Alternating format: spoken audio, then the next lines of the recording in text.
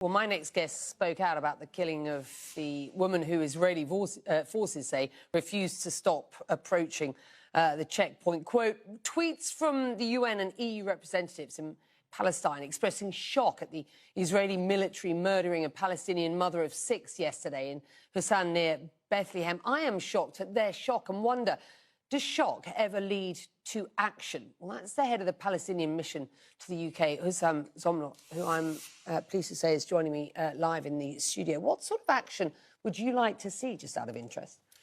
International law is very clearly defined. I mean, the premise of it is the inadmissibility of acquiring land by force, which Israel has been doing for at least 55 years.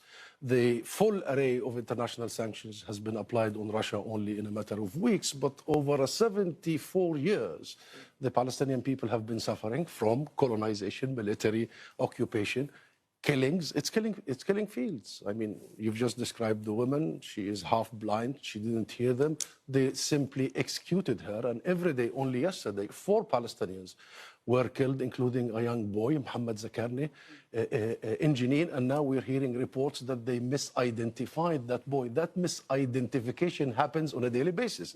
So the international rules are very clear. And the Palestinian people have had it, Becky. They're sick and tired of the double standards, of the hypocrisy. And they have adopted the nonviolence. We have adopted the nonviolence, seeking to go to the international organizations, going to the International Criminal Court. And guess what?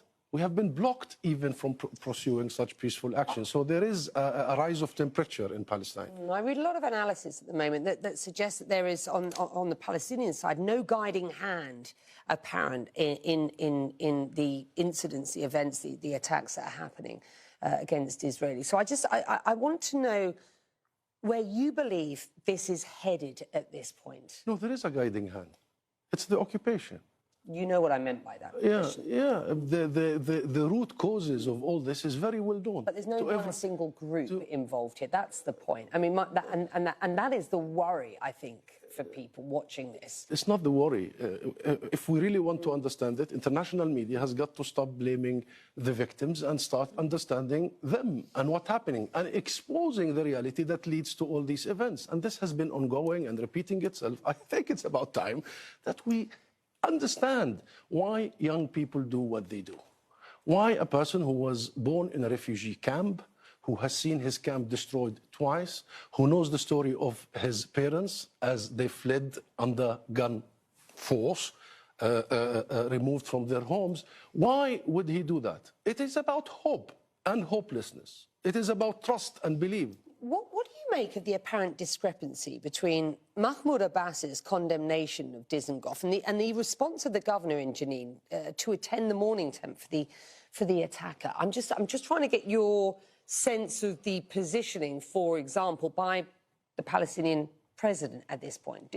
Does he understand what you have just explained to me about what is going on in a refugee camp? Right.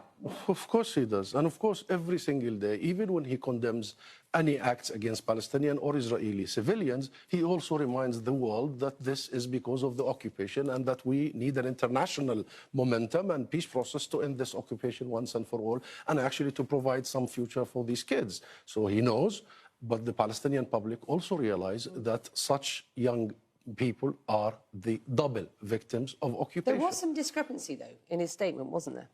Which is? Which is, you know, he's condemning what happened, and we get the response of the governor in Jenin to attend the mourning tent for the attack. I'm just trying to establish where the politics are around this. The politics is the difference between strategic and humane. In strategic terms, we have adopted nonviolence. For many years, that took us to the United Nations, seeking recognition of the state of Palestine, going to the ICC. And guess what, Betty? It's Western countries, including the UK, who actually issue public letters saying they will not allow the Palestinians to seek the International Criminal Court. So there is no discrepancy. The discrepancy is here. It's in the international community. It's in the international media that keeps depicting. You tell me, what would you recommend the Ukrainian people would do?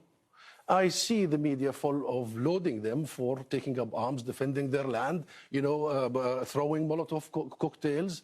And when it comes to Palestinians, we are still described as terrorists. So it is about time. high time that we truly understand the situation as it is. The Palestinian people have had it. There's no sign yet of widespread violent protest in the West Bank. Do you expect that to change at this point? The Palestinian people have been at it on their land for 74 years. There have been so many attempts at uprooting us, not only from the 48 areas which became Israel. My own parents were uprooted from our home, and I became a refugee, and I was born in a refugee camp to the very south of Gaza. But it is ongoing Nakba catastrophe. You follow the house demolitions, evictions on a daily basis, and the murder. I mean, the media picks on deteriorating situation when Israelis are harmed.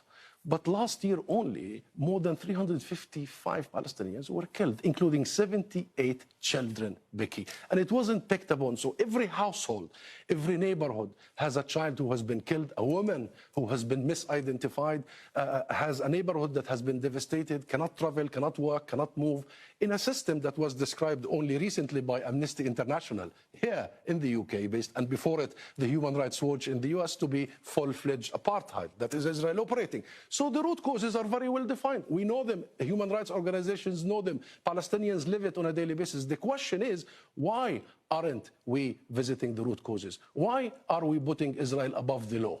And you know, the situation in Ukraine has really exposed the selectivity of the international community. Husam Zomlot, it's good to have you with us. Thank you very much indeed.